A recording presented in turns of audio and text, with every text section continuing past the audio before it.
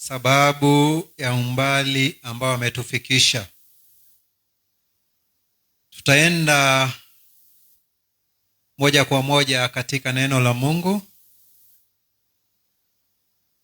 kutoka mahali tulipofikisha Jumapili iliyopita. Tuliweza kufikisha mstari wa 11, sura ya 23, kitabu cha Matendo ya Mitume. Sasa tutaanza mstari wa 12, tusome hadi mstari wa 15, kisha nitaelezea. Nataka nichukue nafasi kuwakaribisha tena wale ambao tuko pamoja katika jengo, wale ambao wanatusikiza kupitia kwa vipasa sauti, wale ambao tuko moja kwa moja katika mtandao wa Facebook, na wale ambao tatuzama baadaye katika mtandao wa YouTube. Tunawapenda katika Kristo na tunawakaribisha ili tuweze kuandamana pamoja. Twende tusome Matendo ya Mitume sura ya 22 mstari wa 12 hadi 15. Neno la Mungu linasema hivi: kulipopambazuka, Wayahudi wakafanya mapatano, wakajifunga kwa kiapo kwamba hawatakula wala hawatakunywa hata wamuue Paulo. Na hao walioapiana hivyo walipata zaidi ya watu 40. Nao wakaenda kwa wakuu wa makuhani na wazee, wakasema, tumejifunga kwa kiapo tusionje kitu hata tumuue Paulo. Basi sasa ninyi pamoja na wazee wa baraza, mwambieni jemedari amlete chini kwenu, kana kwamba mnataka kujua habari zake vizuri zaidi, na sisi tu tayari kumuua kabla haja karibia. Bwana Yesu asifiwe. Tunaona Wayahudi wakiendeleza juhudi na jitihada zao za kuangamiza Paulo. Kumbuka hiyo mistari ambayo iko mbele. Siku ya Jumapili tuliona ya kwamba walitaka kuvuruta Paulo miongoni mwao, wamkatakate vipande vipande. Lakini naye jemedari akaamrisha askari waweze kumtoa miongoni mwa hao Wayahudi waliokuwa katika kikao. Na tukaona ya kwamba Paulo akachukuliwa, akaokolewa na akapelekwa katika ngome. Mstari wa 11 tuliona Mungu kwa njia ya Kristo akimtokezea Paulo na kumwambia kwamba achangamke, asikuwe na hofu, kwa sababu alikuwa amemshuhudia Mungu katika Yerusalemu, na sasa ilikuwa ni lazima aende Roma akamshuhudia Mungu pia katika maeneo yale. Sasa Mungu amepea Paulo kazi na mwelekeo wa hiyo kazi, naye wapinzani upande huu wanapanga njama vile ambavyo watamwangamiza ili kazi ya Mungu isiweze kuendelea, ili aache kuhubiria watu wa mataifa.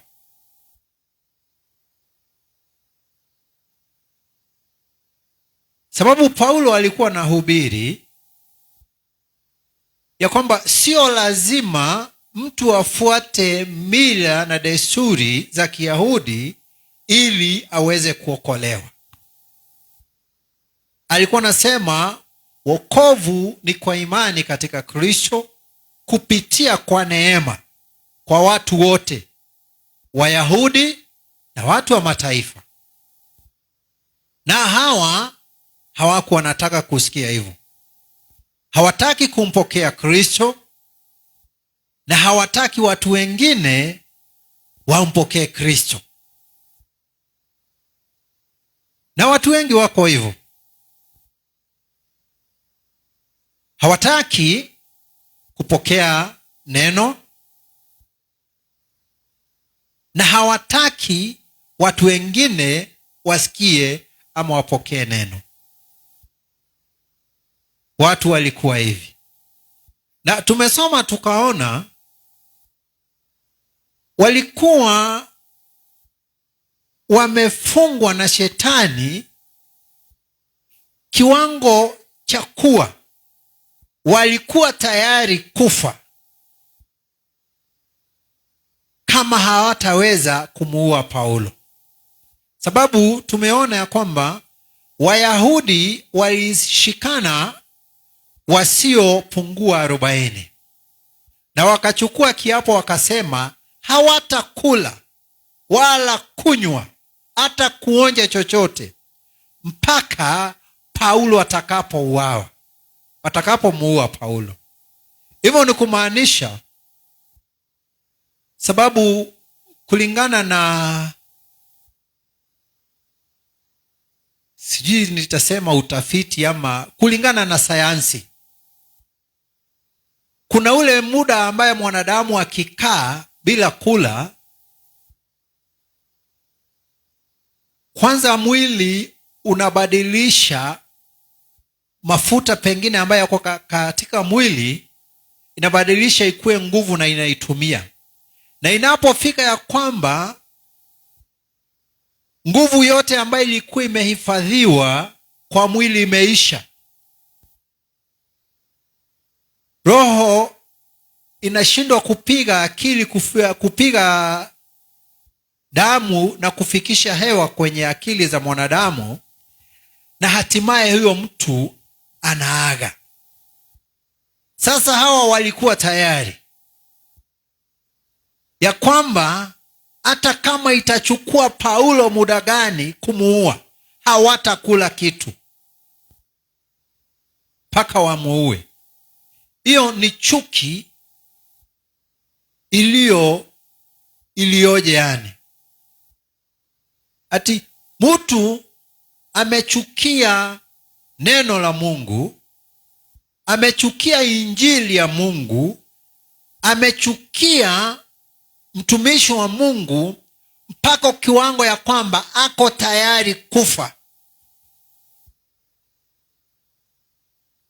Tumeona ya kwamba wakaenda kwa wazee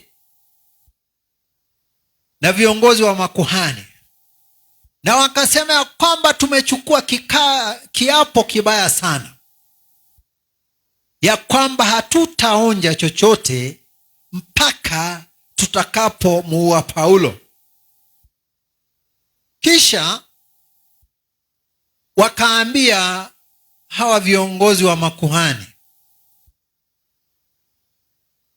waende kwa jemedari, wajifanya kwamba wanataka wapewe Paulo ili wakuje wamuhoji, sababu kuna mambo walikuwa nataka kujua kumhusu kikamilifu. Na wakasema atakapoachiliwa sasa akuje, sisi tutakuwa tayari kumuua. Unaona?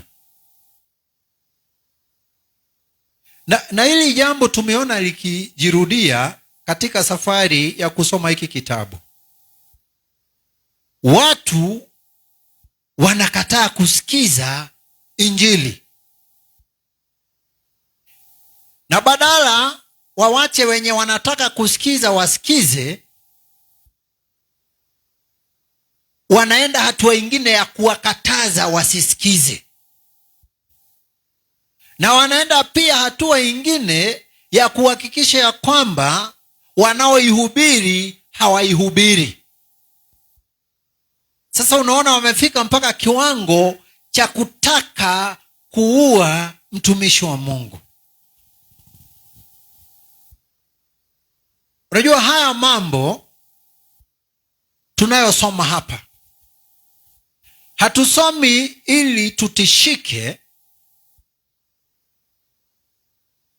ama tuwe na uoga, ama ili tuone ya kwamba ni hatari kuendesha kazi ya Mungu mbele. Hakika kuna watu wengi sana ambao hawataki kusikia hili neno likihubiriwa. Kuna watu wengi sana hawataki kusikia huyu Yesu Kristo akitajwa. Lakini jambo ambalo linatutia nguvu, ukirudi katika mstari wa 11, Mungu mwenyewe aliambia ndugu yetu Paulo, changamka, usiwe na hofu. Ninafahamu umefanya kazi ya kunishuhudia hapa Yerusalemu, na sasa ni lazima uende ukanishuhudie pia kule Roma. Unaona? Na kuna jambo ningetaka tujue. Kusudi na mipango ya Mungu lazima itimie. Hakuna chochote ambacho kitazuia. Kusudi la Mungu lilikuwa Paulo aende Roma akamshuhudie. Kwa hivyo hakuna mipango yoyote ambayo itapangwa dhidi ya Paulo iliweza kufaulu, mpaka wakati alipofika Roma na akashuhudia huyu Mungu huko. Kwa hivyo na tukiendelea tutasoma na tuone, baada hii njama kugundulika, jemedari alipanga ya kwamba Paulo apelekwe maeneo ya Kaisaria. Akapata msimamizi wa hilo eneo, alikuwa anaitwa Felix. Wakaongea na ikakuwa ya kwamba Paulo akasema ataenda Roma kwa Kaisa. Unaona, Mungu alikuwa amepanga ya kwamba Paulo ataenda Roma. Na anapitia njia gani?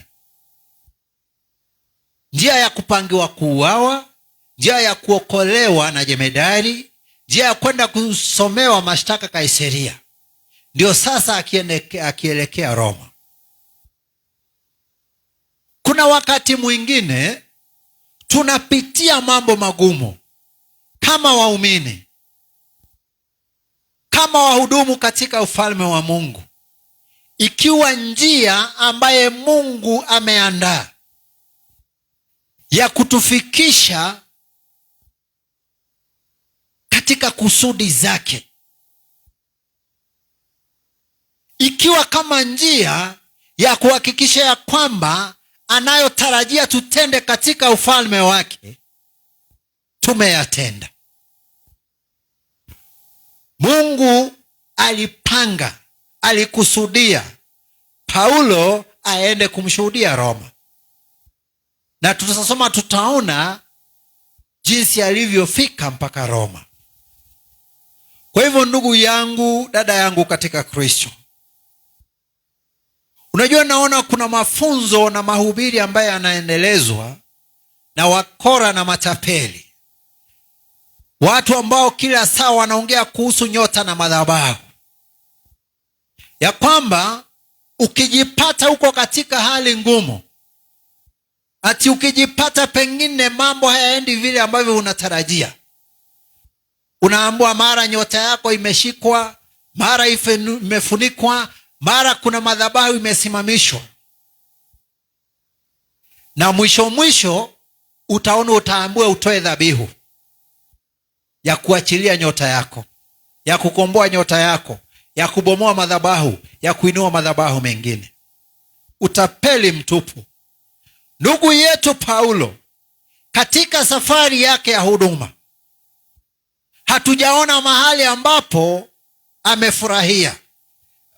Wacha nisiseme kufurahia. Hatujaona akiishi maisha ya raha na starehe katika safari yake ya huduma. Kwa hivyo tusidanganyike, ndugu na dada zetu. Wakati tunapitia ugumu, tunadanganyika ya kwamba Mungu hayuko pamoja nasi. Tunadanganyika ya kwamba ni Mungu anatuadhibu. Tunadanganyika ya kwamba kuna madhabahu imesimamishwa dhidi yetu. Tunadanganywa ya kwamba sijui nyota zetu zimezimwa ama zimeibiwa. Kama ni madhabahu, madhabahu yetu ni Yesu Kristo, aliyetolewa kama dhabihu ya ondoleo la dhambi. Na Biblia inasema ya kwamba alitolewa mara moja na ya kutosha kwa watu wote. Hivyo basi hakuna dhabihu ingine inahitajika. Kama wewe unadanganywa na mambo ya nyota, Yesu Kristo ni nyota ya asubuhi inayoangaa. Wacheni kudanganyika. Ukweli ni kuwa ukiwa mwenye haki, sana sana katika nyakati tunazoishi, utakutana na magumu mengi, utakutana na shida na changamoto mingi. Sababu ukiangalia kazini, katika biashara, katika shughuli zote, walio na usemi na ushawishi wengi ni watu wasio haki. Wengi ni watu wasiotambua utakatifu. Wengi ni watu wasiomjua Kristo wa kweli, na hawataenda pamoja na wewe. Kwa hivyo ni vizuri kujua hivyo. Sio kila wakati jambo likifanyika unaanza kulia, Mungu uko wapi? Mungu umeniacha. Ndugu yetu Paulo tumeona akipitia shida nyingi. Hata kuna mahali aliandika akasema, anaangalia anaona ni kama mitume ndio wamewekwa katika kiwango kilicho cha chini kabisa cha wanadamu. Sababu ya kupigwa, sababu ya njaa, sababu ya kurarukiwa, sababu ya kutukanwa na kukejeliwa, sababu ya kuwa mwenye haki, sababu ya kuwa mhudumu mwaminifu wake Mungu. Wakapanga Paulo aende aitwe, awachiliwe kutoka kwa ngome, apeanwe katika kikao cha wakuu wa makuhani na wazee, wakijifanya kwamba wanataka kumhoji wamjue kikamilifu, lakini nia na kusudi yao ilikuwa waweze kumuua Paulo. Hebu tusome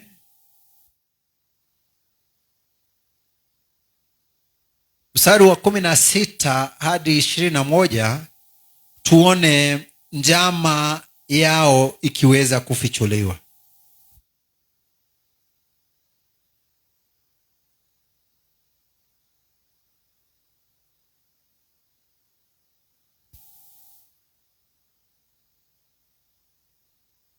Matendo ya Mitume 23 mstari wa 16 hadi 21. Biblia inasema hivi: mjomba wake Paulo akasikia habari za kuotea kwao, akaenda akaingia ndani ya ngome, akampasha Paulo habari. Paulo akamuita akida moja, akasema, mchukue kijana huyu kwa jemedari, maana ana neno la kumwarifu. Basi akamchukua akampeleka kwa jemedari, akamwambia, Paulo yule mfungwa aliniita akataka nikuletee kijana huyu, kwa kuwa ana neno la kukuambia. Yule jemedari akamshika mkono, akajitenga pamoja naye kando, akamuuliza kwa faragha, una neno gani utakalo kuniarifu? Akasema, Wayahudi wamepatana kukuomba mlete Paulo chini kesho, ukamweke mbele ya baraza, kana kwamba wanataka kupata habari zake kwa usahihi zaidi. Basi wewe usikubali, kwa maana watu zaidi ya 40 wamemuotea, wamejifanya kwa kiapo wasile wala wasinywe hata watakapomuua. Nao sasa wako tayari wakiitazamia ahadi kwako. Bwana Yesu asifiwe. Tunaona wakati hawa watu ambao ni zaidi ya 40 walipochukua hicho kiapo na wakaenda wakaambia wakuu wa makuhani na wazee, kijana ya dadake Paulo, Biblia ya Kizungu inaelezea vizuri, inaelezea kwamba huyo kijana alikuwa mtoto wa dadake Paulo. Akasikia hayo maneno yakipangwa, naye akaingia katika ngome, mahali ambapo Paulo alikuwa amewekwa, na akaambia Paulo vile ambavyo amesikia Wayahudi wakipanga. Naye Paulo akaita akida moja, yani mkubwa wa askari, kawaambia wachukue yu kijana mtoto wa dadake, wampeleke kwa jemedari, sababu huyu kijana ako na jambo la kumwambia. Akida wakapeleka kijana kwa jemedari, naye jemedari akachukua kijana, akamshika mkono, akamweka kando, akamuuliza, ni mambo gani haya unayotaka kuniambia? Naye kijana akaelezea vile ambavyo alikuwa amesikia.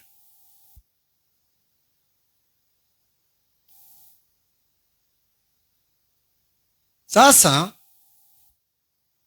kijana akaambia huyu jemedari, wanangojea tu uahidi ya kwamba kesho utaachilia Paulo aende kwa baraza na watamuua. Na kijana akaomba jemedari ya kwamba asiweze kuwapa hiyo nafasi. Tukiendelea kusoma Jumapili ijayo, tutaona Paulo akiokolewa kutokana na hiyo njama. Na ninataka tu turudi pale mstari wa 11, Mungu akiambia Paulo ya kwamba lazima aende akamshuhudie kule Roma. Na unajua huyu Mungu wetu kuna sifa zake 4 ambazo wamejiwekea na ni zake peke yake. Hakuna mtu ama kiumbe kingine chochote kinaweza kuwa na hizo sifa. Hata moja yake hakiwezi kuwa nacho. Zinaitangwa the 4 divine attributes of God. Yaani Mungu ako kila mahali wakati wote. Omnipresent. Hakuna kiumbe kingine kinaweza kuwa na hiyo sifa. Sifa ya pili, Mungu anajua mambo yote. Hakuna kitu ambacho kimefichika mbele zake. Omniscient. Jambo la tatu, Mungu anaweza mambo yote. Hakuna jambo ambalo linaweza mshinda. Omnipotent. Na jambo la nne, Mungu anadumu milele na milele. Tangu mwanzo, nyakati zote ambazo zimekuwa na nyakati zote zijazo. Eternal. Sasa hizo ndiyo sifa zake Mungu ambazo zinamweka tofauti na vitu vingine vyote na viumbe vingine vyote. Sababu Mungu pekee ndiye hakuumbwa na akaumba vyote. Sasa wakati hawa watu wanapanga hii mipango, Mungu alikuwa anajua, na akapanga, akasababisha kijana ambaye ni wa familia yake Paulo aweze kusikia mipango inayopangwa, na akatengeneza njia. Huyu kijana akaingia katika ngome. Hiyo ngome, Castro, sio mahali ambapo panaingiwa hivi hivi.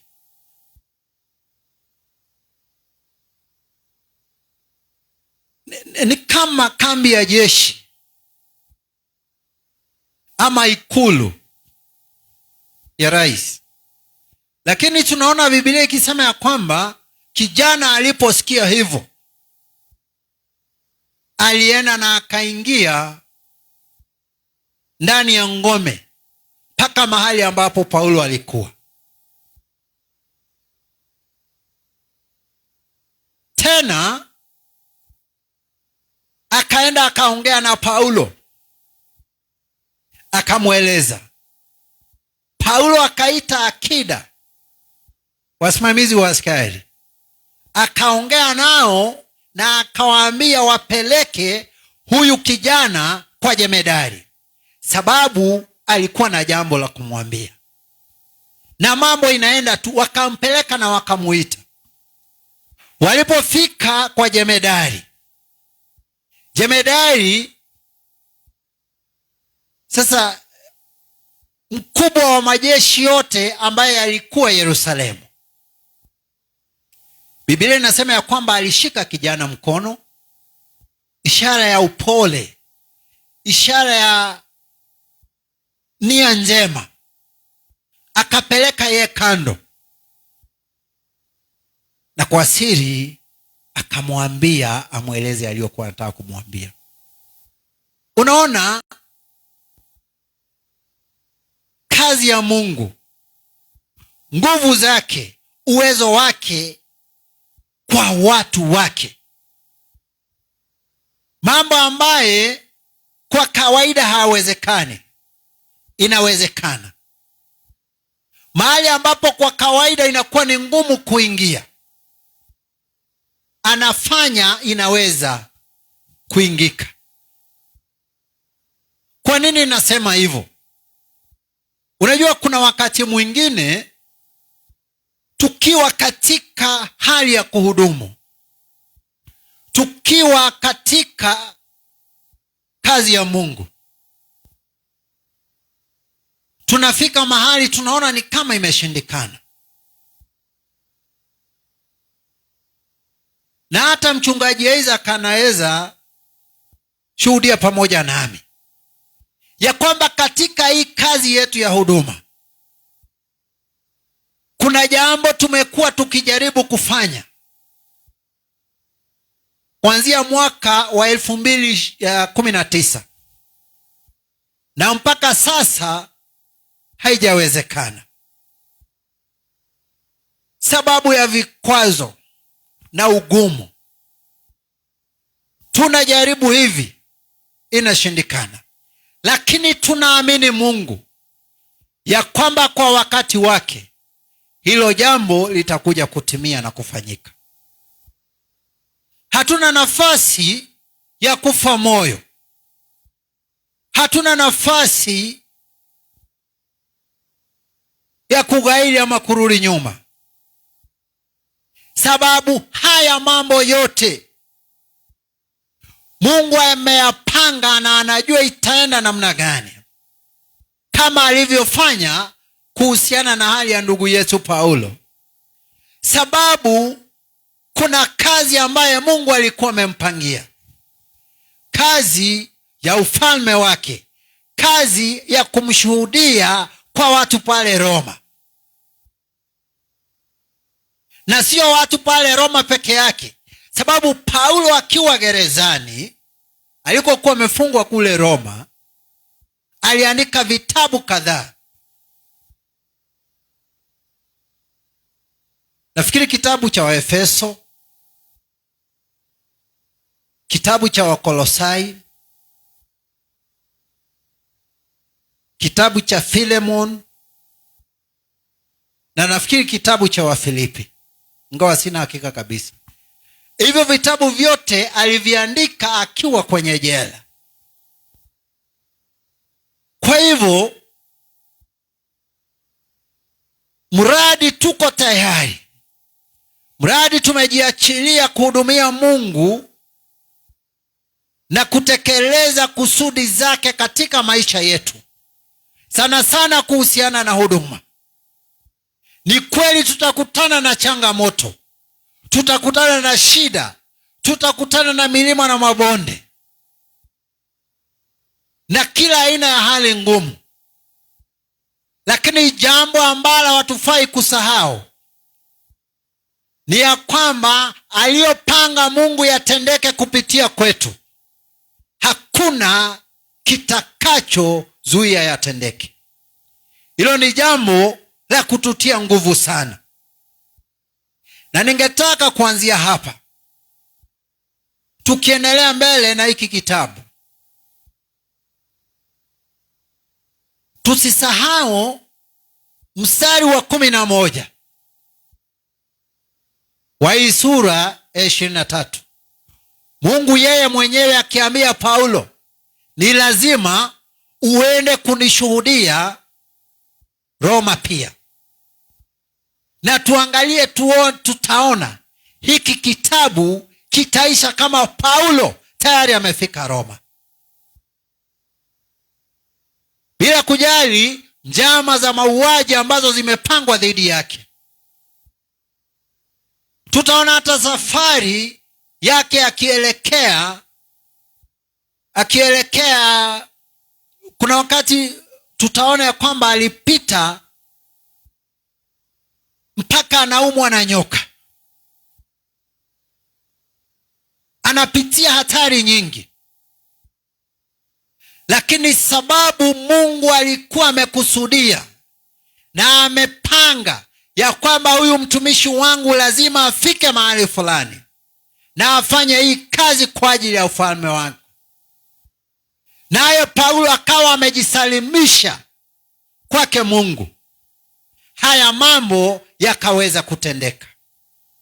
Kwa hivyo tusisahau ya kwamba Mungu alisema Paulo ataenda Roma, na hiki kitabu tutamaliza kama amefika Roma. wewe nawe yale ambaye Mungu amesema atafanya kupitia kwako, mradi tu ukuwe mwaminifu kwake, mradi tu ujisalimishe kwake, mradi tu ubaki katika njia na mipaka yake, haya mambo yote yatatimia. Saa ingine Mungu ananena nasi kupitia kwa ndoto na maono kuhusiana na kazi yake. Inachukua muda mpaka saa ingine tunaanza kusahau na kupuuza hizo ndoto na maono na ujumbe ambao Mungu alitupa kuhusiana na kazi yake. Nataka kuanzia sasa Mungu atusaidie tuwe na ufifio, tuwe na revival ya promises za Mungu katika huduma,